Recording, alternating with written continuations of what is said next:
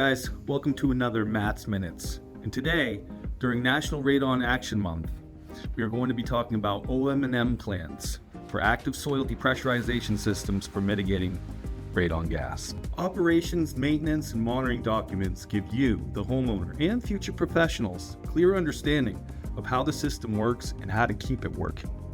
An effective OM&M plan should explain what the system does, what normal operation looks like, how to read the manometer, and what to do if something changes.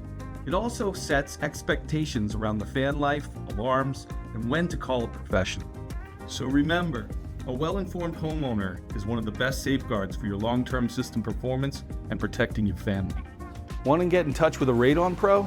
Go to radon.com/findpro, or if you want to learn more, head over to Spruce Training to view our course schedule.